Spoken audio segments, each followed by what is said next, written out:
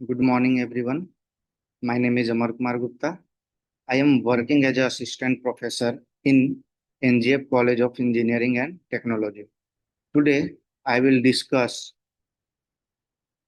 the subtopic of DBMS called normalization.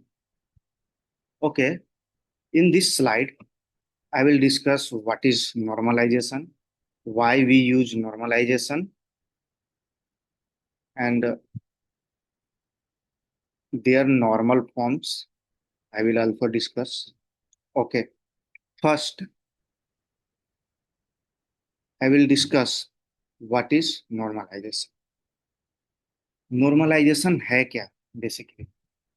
Normalization normalization, it is a process of organizing the data in the database to reduce redundancy and improve data integrity. What it means, इसका मतलब ये हुआ कि normalisation हम क्यों use करते हैं. Normalisation basically database में रिडंडेंसी को रिड्यूस करने के लिए और डेटा इंटीग्रिटी को बढ़ाने के लिए. अब ये रिडंडेंसी क्या है, डेटा इंटीग्रिटी क्या है, अभी ये डिस्कस करेंगे.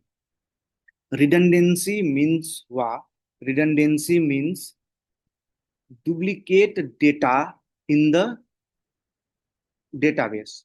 What? Duplicate data in the database is called redundancy. Okay. अब डेटा इंटीग्रिटी का मतलब क्या हुआ? डेटा इंटीग्रिटी का मतलब हुआ है, here I will discuss data integrity. Normalization ensure that data remains consistent and accurate across the database, preventing anomalies and errors. मतलब ये हुआ, डेटा इंटीग्रिटी का मतलब ये हुआ कि डेटाबेस में जो हमने डेटा डाला है, क्या वो पूरे इंटायर डेटाबेस में क्या वो डेटा सेम है. अगर हम कहीं भी डेटा, अगर डेटाबेस के अंदर मल्टीपल टेबल्स हैं और हमारे मल्टीपल टेबल्स में हर हमारा रिकॉर्ड है, तो जब मैं एक टेबल में अगर डेटा को चेंज कर रहा हूं तो क्या वो दूसरे टेबल में चेंज हो रहा है या नहीं. That is called as consistency. Consistency consistency ensure करता है कि हमारे डेटाबेस में डेटा इंटीग्रिटी है या नहीं. ठीक है. अब रिडंडेंसी, अब बात करेंगे redundancy. Redundancy that means duplicate data present into the table. अब रिडंडेंसी का मतलब हुआ डुप्लीकेसी. अब there are two types of duplicacy. कितने टाइप के डुप्लीकेसी होते हैं? टू टाइप्स के duplicacy. First is row level duplicacy and second is column level duplicacy. अब रो लेवल डुप्लीकेसी क्या है? Row level duplicacy occurs when entire row records in the table are identical or contain the same data. मतलब कि जो data हमने table में डाला है, मान लिया जाए हमने एक एक रो में एक डेटा डाला, जैसे कि एग्जांपल के थ्रू समझेंगे. एम्प्लॉय आईडी क्या है? 101 है. नेम क्या है? अमन है. डिपार्टमेंट उसका क्या है? एचआर है. दैट मीन्स ये सेम डेटा किसी और रो में प्रेजेंट है, उसी को बोलते हैं क्या?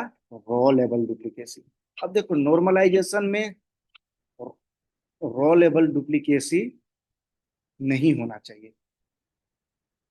क्या नहीं होना चाहिए? नॉर्मलाइजेशन में रो लेवल डुप्लीकेसी नहीं होना चाहिए. ये क्या होता है? अब बात करेंगे column level duplicacy. Column level duplicacy. अब कॉलम लेवल डुप्लीकेसी क्या है? Occurs when same type of data is stored in multiple column. That means, अब इसको भी एग्जांपल के थ्रू समझेंगे. अब यहाँ पे स्टूडेंट आईडी है 101 102. नेम है रिया अमन. Department CSC. अब यहाँ पे देखिए, अब दो अलग अलग रोल नंबर है और दो अलग अलग नेम भी. बट ये तो पॉसिबल है ना कि जो दो अलग अलग नेम है वो सेम डिपार्टमेंट में पढ़ सकते.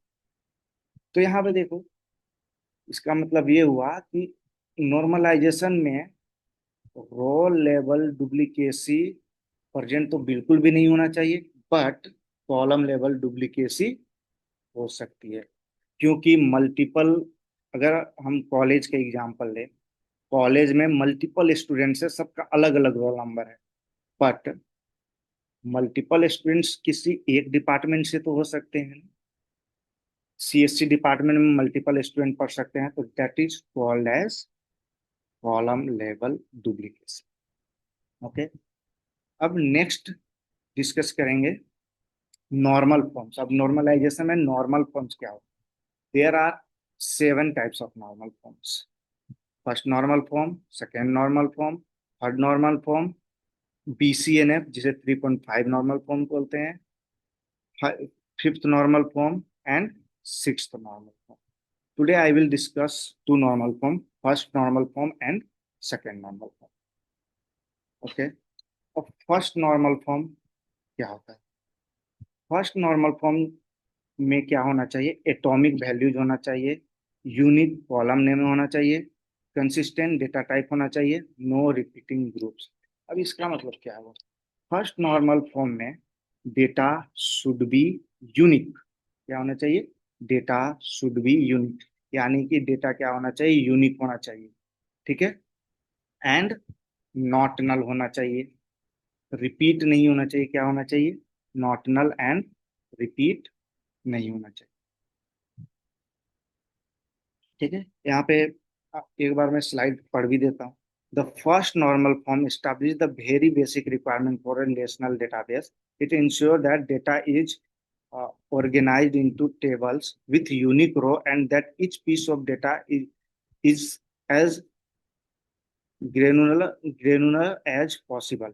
This fundamental step prevents common data anomalies that arise from unstructured or purely formatted data, such as difficulty in searching, sorting, and aggregating information.